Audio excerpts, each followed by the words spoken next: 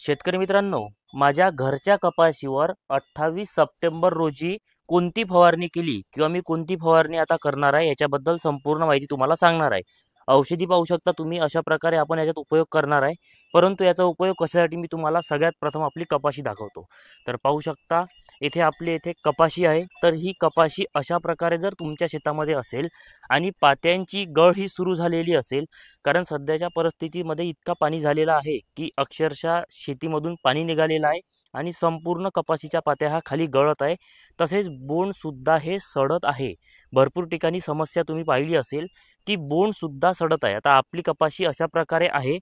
तर अशा प्रकारे जर तुमची कपाशी असेल आणि बोंडसड असेल, पात्यांची गळ होत असेल, बोंडांची साईज वाढवायची असेल, पात्यांच्या संख्येमध्ये वाढ करायची असेल, तर आता फवारणी कोणती करावी? तर 28 तारखेला म्हणजेच आज आपण ही फवारणी करणार आहे. हा व्हिडिओ तुम्हाला उद्या किंवा परवा पाहायला मिळेल. तर तुम्ही अशा प्रकारे माहिती घेऊन किंवा व्हिडिओ पाहून फवारणीही करू शकता. तर आपली सध्याच्या परिस्थितीमध्ये अशा प्रकारची ही कपाशी आहे. तर आता नेमकी फवारणी कोणती करावी? तर मी तुम्हाला संपूर्ण लाईव्हमध्ये माहिती देणार आहे. व्हिडिओ तुमच्यासाठी थोडासा मोठा होईल किंवा लंबा होईल. परंतु माहिती सांगण्याचा किंवा पद्धतशीर सांगण्याचा मी प्रयत्न करणार आहे. नाहीतर पटापट तुम्हाला औषधीचे नावं सांगून जर तुम्हाला माहिती दिली तर तुम्हाला ती माहिती समजणार नाही आणि कोणतं औषध कशासाठी वापरणार आहे हे सुद्धा समजणार नाही. दुकानात जाण, सर आम्हाला औषधी द्या, ते देणार, हे घ्या ते घ्या. परंतु भरपूर शेतकरी हुशार असतात आणि काही काही दुकानदार सुद्धा चांगले असतात. परंतु काही दुकानदार फक्त विक्रीच्या दृष्टिकोनातून सुद्धा विचार करतात. तर तुम्हाला या व्हिडिओमधून संपूर्ण माहिती मी तुम्हाला देणार आहे. तर चला आता तुम्हाला मी औषधी आपण कोणती वापरणार आहे याच्याबद्दल माहिती देणार आहे. तुम्हाला मी कपाशीचा प्लॉट दाखवला आहे. आता तुम्हाला मी औषधी सांगणार आहे की कोणत्या औषधी आपण कशासाठी वापरणार आहोत. हा फवारा थोडा महाग आपला होणार आहे. तर आता व्हिडिओ बनवण्यासाठी आपल्यापाशी कोणीच नव्हता. काल पण मी एक फवारणी केलेली आहे.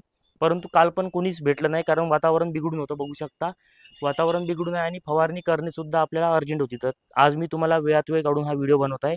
5 फवारणी किंवा 5 डब्याचा आपला फवारा हा बाकी राहिला आहे. तर याच्यामध्ये आपण सगळ्यात प्रथम एक स्टिकर घेतलेला आहे.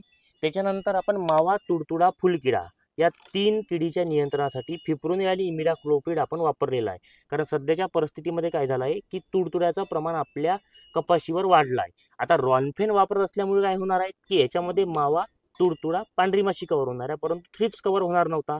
आणि तुडतुडा जास्त प्रमाणामध्ये आहे तर तो रॉनफेनमध्ये जास्त कव्हर होणार नाही, थोड्याफार प्रमाणामध्ये होईल. तर आपण इथे इमिडाक्लोप्रिड 40% घेतलं मावा तुडतुड्यासाठी.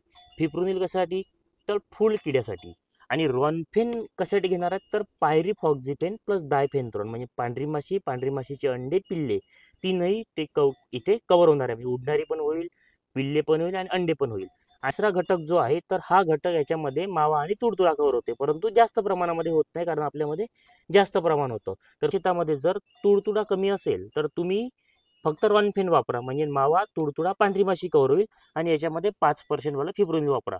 तुम्हाला पोलीस वापरायची गरज नाही. परंतु जर तुमच्या शेतामध्ये तुडतुडा जास्त असेल तर तुम्ही पोलीस वापरा. परंतु तुडतुडा जास्त नसेल, सध्याच्या परिस्थितीमध्ये माझ्या कपाशीवर तुडतुडा जास्त वाटत आहे म्हणून मी पोलीस पण घेतला आणि रॉनफेन पण घेतलं. परंतु तुमच्या शेतामध्ये जर तुडतुडा जास्त नसेल तर तुम्ही फक्त रॉनफेन घ्यायचं, मावा, तुडतुडा, पांढरी माशी कव्हर होईल. आणि याच्यासोबतच तुम्हाला याच्यामध्ये फिब्रोनिल 5% घ्यायचं आहे. हे झाल्यानंतर त्याच्यानंतर आपल्या कपाशीवर मुख्य आहे ते म्हणजे बोंडसड. तर बोंडसडीसाठी ब्ल्यू कॉपर आणि स्टेप्टोसायक्लिन घेतला आहे. परंतु हे जे स्टेप्टोसायक्लिन आहे हे आपल्याला गरम पाण्यामध्ये आपल्याला याचा उपयोग करावा लागतो. आता पाहू शकता आपण इथे गरम पाणी सुद्धा केलेलं आहे. तर गरम पाणी करत असताना आपल्याला कोमट, म्हणजे आपण जसं आंघोळीला वापरतो त्याच्यापेक्षा थोडं हलकं कोमट घेऊन त्याच्यामध्ये ही एक स्टेप्टोसायक्लिनची पुडी 6 डब्यासाठी होते. याच्यामध्ये 6 डब्बे होते. तर तुम्ही हे 6 डब्बे करू शकता आणि हे जे ब्ल्यू कॉपर आहे 30 ग्रॅम टाकू शकता. आता हे झालं तुमचं. आता काय होत आहे की पाती पकडून बोंड गळत आहे. आता बुरशीनाशकाचं काम तर हे 2 करणारच आहे. त्याच्यानंतर केबीसी आणि आपण टॅपेट घेतला आहे. हे कशासाठी? तर जे फुल पकडून पाती गळत आहे आणि फुल सुटत नाही तसंच पाती गळत आहे, म्हणजे बोंड पकडूनच आपली पाती खाली गळत आहे.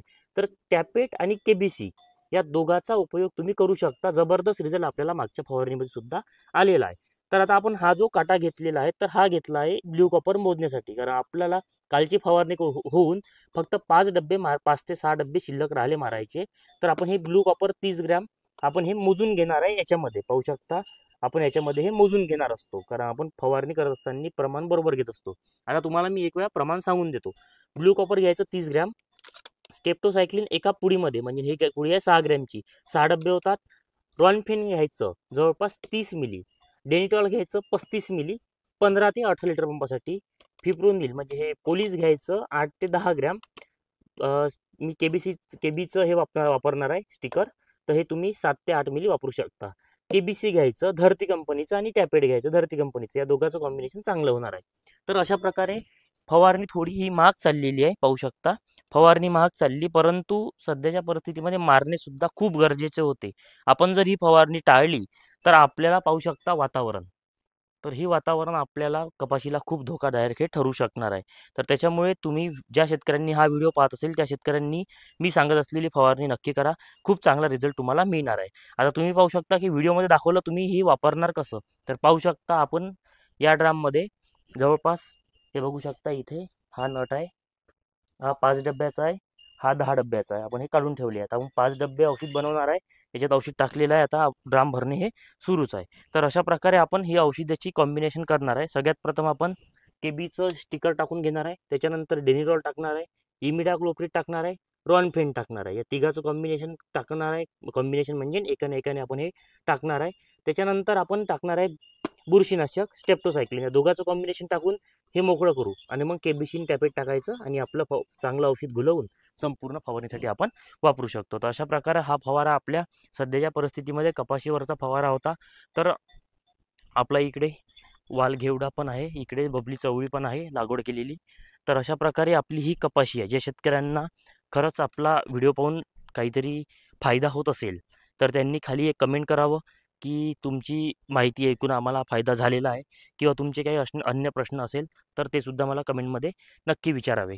पाहू शकता बुंडांची साईज वगैरे आपण खूप जबरदस्त अशी आणलेली आहे, परंतु आता निसर्गासमोर काहीच नसते. पात्यांची गळी सुरू झालेली आहे, परंतु आपण ते जास्त न व्हावी यासाठी आपण आजची फवारणी, खूप महत्त्वाची फवारणी ही करत आहे. त्याचप्रमाणे बोंडसडीवर सुद्धा आपण एक फवारणी ही करणार आहे. तर तुम्हाला जर माहिती आवडली असेल तर आपल्या चॅनलला नक्की सबस्क्राईब करून व्हिडिओला लाईक करा. अन्य काही प्रश्न असेल तर कमेंटमध्ये नक्की विचारा. धन्यवाद.